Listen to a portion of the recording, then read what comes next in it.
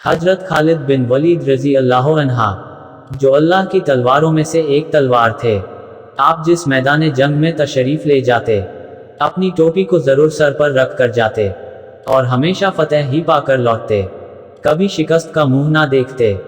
एक मर्तबा जंगे यरमुक में जबकि मैदान जंग गर्म हो रहा था, हजरत खालिद की टोपी गुम हो गई।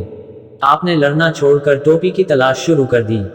लोगों ने जब देखा कि तीर और पत्थर बरस रहे हैं, तलवार और नेज़े अपना काम कर रहे हैं, मौत सामने है और उस आलम में खालिद को अपनी टोपी की पड़ी हुई है और वो उसी को ढूंढने में मसरूफ हो गए हैं, तो उन्होंने हजरत खालिद से कहा, जनाब टोपी का ख्याल छोड़िए और लड़ना शुरू कीजिए। हजरत खालिद ने उनकी उस बात की परवाह ना की और टोपी की बदस्तूर तलाश शुरू रखी। आखिर टोपी उनको मिल गई तो उन्होंने खुश होकर कहा, भाइयों जानते हो मुझे ये टोपी क्यों इतनी अजीज है?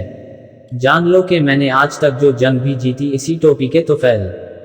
मेरा क्या है, सब इसी की बरकतें हैं, मैं इसके बगैर कुछ भी नहीं, और अगर ये मेरे सर पर हो तो फिर दुश्मन मेरे सामने कुछ भी नहीं। लोगों ने कहा, आखिर इस टोपी की क्या खूबी है?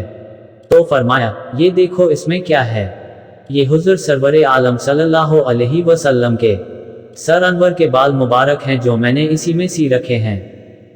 हुजूर एक मर्तबा उम्राह करने बैतुल्लाह शरीफ तशरीफ ले गए और सर मुबारक के बाल उतरवाए, तो उस वक्त हम में से हर एक शख्स बाल मुबारक लेने की कोशिश कर रहा था और हर एक दूसरे पर गिरता था, तो मैंने भी इसी कोशिश में आगे बढ़कर चंद बाल मुबारक हासिल कर लिए थे और फिर इस टोपी में सी लिए। ये टोपी अब मेरे लिए जुमला बकांत व फतूहात का जरिया है।